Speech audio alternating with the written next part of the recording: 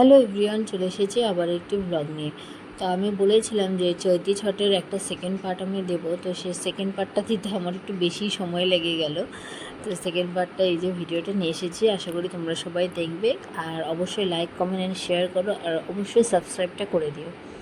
এই যে সেদিন আমি ভেবেছিলাম যে এগুলো যখন ডালিগুলো সাজাবে তখনই একটা গিয়ে ভিডিও ক্লিপ নেব, কিন্তু এত তাড়াহুড়ো ছিল যে নিতে পারিনি। তো মা করে নিয়েছিল সব। এই যে যাওয়ার পথে আমি তোমাদেরকে দেখাচ্ছিলাম আর কি কী কী ছিল আর কি। এই যে ডালির মধ্যে এইসব জিনিস সব মা রেডি করে নিয়েছিল। আর আমাদের বাড়ির থেকে 15 মিনিট মতন লাগে টোটো করে যেতে। তো আমরা বেরিয়ে গেছিলাম তাড়াতাড়ি বিকেলে সূর্য ডোবার আগে। আর যে নদীর ঘাটে পৌঁছে, নদীর ঘাটটা মানে একদম শান্ত পরিবেশ ছিল, তখন কেউ এসছিল না, শুধু আমরাই প্রথমে গেছিলাম। আর এই যে নদীর ঘাটে গিয়ে মা হচ্ছে, যেখানে আমাদের ঘাট রেডি করা ছিল কলা গাছ লাগিয়ে, সেখানে মা হচ্ছে জল ছিটিয়ে, এই যে হলুদ আর চালেরগুলো ছিটিয়ে সেটার মধ্যে ভালো করে জল দিয়ে মিশিয়ে ছিটাতে হয়। ছিটানোর পর মা ডালিগুলো সাজিয়ে রেখেছে। আর এখন ডালিগুলো সাজানো ছিল, দেখো জলের দিকে মুখ করা আছে কুলোগুলো। আর ডালিটা একটু দূরে রাখা আছে, যেহেতু ডালিটা খুব একটা বেশি কিছু রাখা ছিল না, কারণ নিয়ে আসতে অসুবিধা হবে, জন্য ডালিটা আমরা খালি রেখেছিলাম।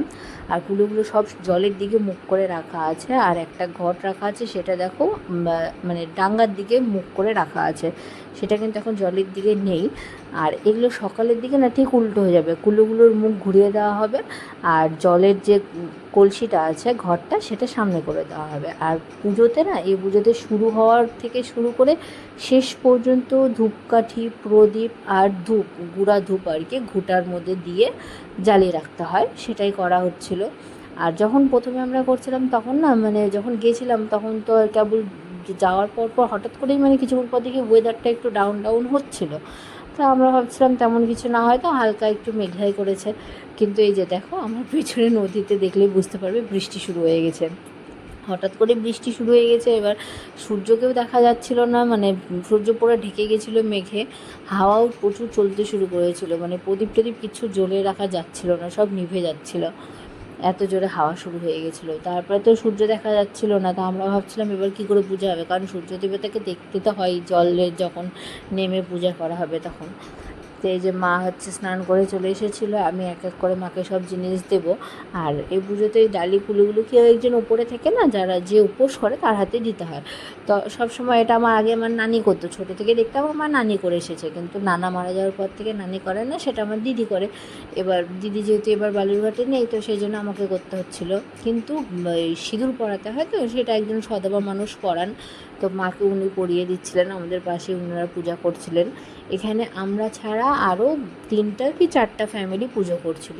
আর এই মাসের সময় না, ছট পূজাটাতে চৈত্রী ছটে বেশি লোকজন করে না, তো ওই জন্য মানে বেশ ফাঁকা আর কি। তো আমরা মেনলি দুটো ফ্যামিলি এই জায়গাটা ফিক্স করে পরিষ্কার করেছিল। কিন্তু বাকি যারা এসেছিলো আরও 2-3 জন, তারা কিছু ঠিক করেছিল না যে কোথায় করবে না করবে। তো আমরা ওই বলেছিলাম যে তাহলে একই জায়গায় করা হোক, মানে বেশি লোকজন নেই, কি দরকার দূরে পূজা করা, সবাই একসাথে থাকলে ভালো লাগবে। তো সবাই ওখানে অ্যাডজাস্ট করে একসাথে পুজো করা হয়েছিল। আর এই যে আমি মাকে এক এক করে সব জিনিসগুলো দিয়ে দিচ্ছিলাম।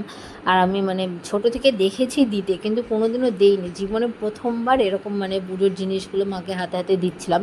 তো নিজেও একটু মাঝে মাঝে ভুলে যাচ্ছিলাম যে কোনটা আগে দিব কোনটা পরে দেবো, এরকম একটা ব্যাপার, মানে কুলোগুলো নিয়ে উল্টা রেখে দিচ্ছিলাম। আর এই যে দূরে দেখো এরা সবাই নাচ করছে, নাচ তো না যেন ধুলাবালি দিয়ে স্নান করছে, এক্ষুনি দেখতে পাবো এই যে ধুলো উড়াচ্ছে এরা ছিল হচ্ছে আগের দিন যেহেতু চড়ক পূজা ছিল, যারা হচ্ছে চড়ক পুজোয় মানে উপোস করে বা হচ্ছে ওই দেল বলে যে সেটাতে ঘোরে, তারাই হচ্ছে পরের দিন ওদের কিছু নিয়ম থাকে আর কি, সেগুলো করে টোরে নদীতে আসে, তাদের ওই পুজো করার কাঠ ওগুলো সব নিয়ে আসে, ঠাকুরের ওই এগুলো নিয়ে এসে নদীতে ধুয়ে স্নান করছিল ওরা। আর এই যে আমাদের পুজো কমপ্লিট করে আমরা চলে এসেছিলাম। আর আমি আর মা ছিলাম, তো তাড়াহুড়োতে অত বেশি গুছিয়ে ভিডিও করতে পারিনি রাতের সময়টাতে।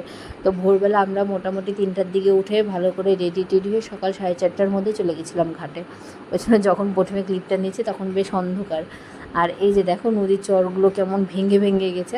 আর এবার দেখো কুলোগুলো কিন্তু উল্টো দিকে করে দেওয়া হয়েছে, আর ঘরটা যেটা সেদিন মানে কালকে যেটা সন্ধ্যাবেলার ঘাটে আগে ছিল সেটা পিছনে করে দেওয়া হয়েছে। আর এই যে আমি মার সাথে একটু ঢং করছিলাম, আর আমার মুখ চোখ দেখে বুঝতেই পারছো মনে হচ্ছে না কত ঘুমিয়েছি, কিন্তু হার্ডলি 2 থেকে 3 ঘন্টা ঘুমিয়েছিলাম আর কি। রাতে অতটা ঘুম হয়নি, যেহেতু আমাদের 3টার দিকেই উঠতে হয়েছিল, ঘুমোতে 12টা বেজে গেছিলো। আর এই যেখানে সব রেডি করা হয়ে গেছিলো। আর এই জলে না প্রচুর ছোটো ছোটো ছোটো ছোটো মাছ দেখা যাচ্ছিলো, মানে আমার ক্যামেরাটা ভালো থাকলে হয়তো দেখাতে পারতাম, এত ছোটো ছোটো মাছ দেখা যাচ্ছিলো। মা নেমে গেছিলো। আর এই পুজোতে নিয়ম আছে কিন্তু, আগের দিন যেই শাড়িটা পরে নামবে পরের দিনও সেটাই পরতে হয়। এইটা গরমের সময়ও সেম, শীতের সময় যখন হয় কার্তিক মাসে তখনও সেম। এবার কার্তিক মাসে না শাড়িগুলো শুকোতে যায় না, তখন একটু সমস্যা হয়, কিন্তু ওর তো নিয়ম পড়তেই হয়, ওই ভেজা ভেজাই পরে আসতে হয়। আর এই সময় দেখলাম চৈত্র মাসে বেশ শুকিয়ে গেছিলো। আর এই যে দেখো পূজার শেষের মোটামুটি কাছাকাছি চলেই এসেছে, মারা এই যে সব এখন ঘুরে ঘুরে কুলো ডালি যা আছে সবগুলো জলে ছুঁয়ে উঠাবে। আবার একবার তোমাদের সবাইকে একটা জিনিস রিকোয়েস্ট করছি, প্লিজ ব্লগগুলো দেখো, সাবস্ক্রাইব করো, আর এইভাবেই পাশে থেকো। আমি চেষ্টা করবো, আমি যাই করি না কেন, পুজো হোক পার্বণ হোক ভালো খারাপ সবটাই তোমাদের সামনে একটু একটু করে ছোটো ছোটো করে তুলে ধরার। আর এইভাবেই আমি মানে কি বলবো, নিজের টাইম বলো বা কাজ বলো যেটাই বলো আমি ইমপ্রুভ করার চেষ্টা করছি। আর এই যে পুজোর শেষে একটু প্রদীপের মধ্যে কর্পূর দিয়ে সেটা জলে ভাসিয়ে দেওয়া হয় পরিবারের মঙ্গলের জন্য, এটা অনেকেই করে, তো মা করছিল সেটা। আর নর্মালি তো লোকে আখ নারকেল এগুলো সব জলে ভাসিয়ে দেয়, কিন্তু বেশি লোকজন নেই তো, 4-5টা ফ্যামিলি পুজো করেছে, ওই জন্য এবার ওগুলো হয়নি। দেখা হচ্ছে আবার নেক্সট ব্লগে।